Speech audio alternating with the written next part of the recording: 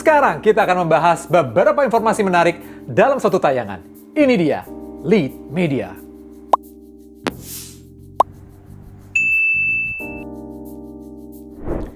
Informasi pertama, lo adalah penguasa pengguna media sosial di Indonesia. Anak muda dengan usia 25 sampai dengan 40 tahun menguasai penggunaan media sosial di Indonesia. Dari data We Are Social pada Januari 2022 menunjukkan ada 191,4 juta pengguna media sosial di Indonesia. Hal ini setara dengan 68,9% dari total populasi, yaitu 277,7 juta jiwa. Pengguna media sosial Facebook dan YouTube didominasi oleh laki-laki, sedangkan wanita lebih menyukai Instagram dan juga TikTok. Nah, dalam hal pengguna media sosial, Indonesia menempati urutan keempat setelah China, India, dan juga Amerika Serikat. Di Indonesia sendiri, penggunaan WhatsApp menduduki ranking paling atas, diikuti oleh Instagram, kemudian Facebook, dan TikTok menempati posisi keempat. Kelima ada Telegram, dan Twitter ada di posisi keenam. By the way, lo tahu nggak sih, penggunaan Facebook di seluruh dunia yang berjumlah 2,93 miliar ini mengalahkan populasi Amerika, China, dan Brazil yang kalau ditotal berjumlah 1,9 miliar jiwa. Nah, jumlah pengguna Facebook tersebut udah bisa bikin negara sendiri. Panjang pembuluh darah kita bisa mengelilingi bumi. Ini dia fakta unik pembuluh darah, otak, dan juga rambut kita. Pertama, menurut US National Institute on Aging, panjang pembuluh darah kalau diletakkan dalam satu garis ini mencapai 96.500 km. Keliling bumi saja ini cuma 40.070 km.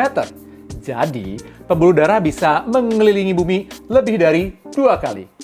Kedua, otak manusia dewasa beratnya mencapai 1.400 gram. Lumayan juga ya, setiap hari kita ngangkat otak yang nggak bisa kita tinggalin.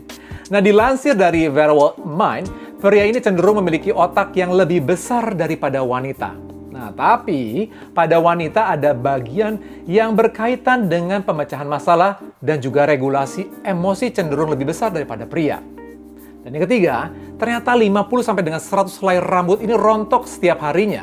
Mungkin hal ini yang wajar ya, karena American Academy of Dermatology Association melaporkan bahwa setiap hari sekitar 50 sampai dengan 100 helai rambut akan mengalami kerontokan. Hal ini merupakan bagian dari siklus pembaruan alami tubuh. Jadi kalian jangan khawatir ya, kalau ada rambut rontok setiap hari, asalkan masih dalam jumlah yang masih wajar.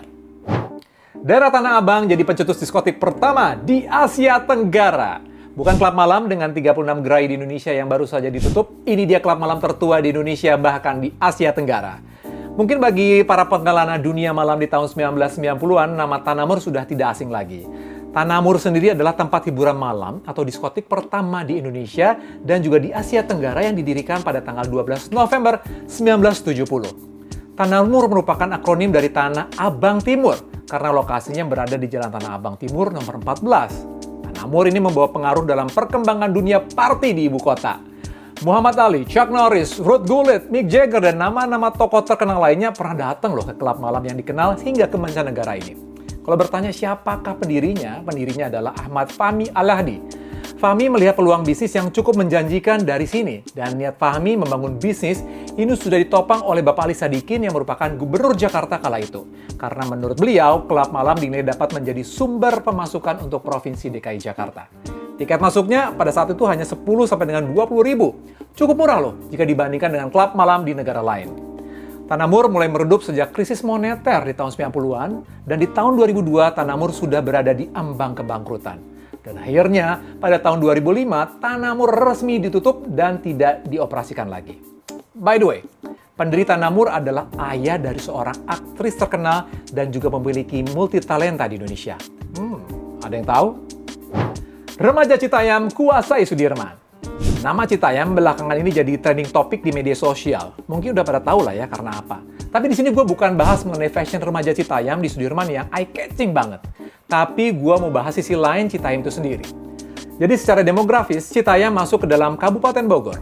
Peta di Cipajuang, Hersin Indeyareh pada tahun 1899 sampai dengan 1900 yang diterbitkan oleh Topokrais Bukhairo pada tahun 1901 menyebutkan nama Citayam dengan penulisan Citajam.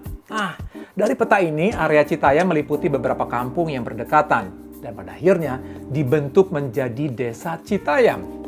Sejak era kolonial, Citayam jadi daerah penghasil karet yang tersohor. Di Landhus Citayam terdapat rumah tuan tanah dan properti lainnya, termasuk pabrik penggilingan karet. Hasil perkebunan Citayam dibawa lewat jalur pos polisi dan pasar Citayam yang kemudian dibuat alternatif melalui setu yang sekarang disebut Jalan Pos Kereta Api Citayam. Dan perempatan yang terbentuk di sekitar setu disebut Simpang Hek. Jadi nama Citayam juga bisa merujuk pada sebuah setu, area tanah partikelir, dan stasiun kereta api. Nah, sekarang Citayam makin terkenal dengan stasiun yang sangat sibuk dan berada di area pasar. Nggak heran kalau banyak klakson bunyi di area ini karena kemacetan yang cukup mengikis kesabaran. Tapi poin plusnya dari adanya stasiun ini mempermudah akses para warga Citayam untuk datang ke ibu kota. Salah satunya adalah kawasan Sudirman yang belakangan jadi tempat nongkrong anak remaja Citayam. Jadi udah pada tahu dong sisi lain dari Citayam yang kita kenal sekarang ini selain terkenal di daerah Sudirman. Nah, itu beberapa informasi dari Lead Media. Sekarang lo mau tahu apa lagi? Gua Adi Danu. Ini Lead Media.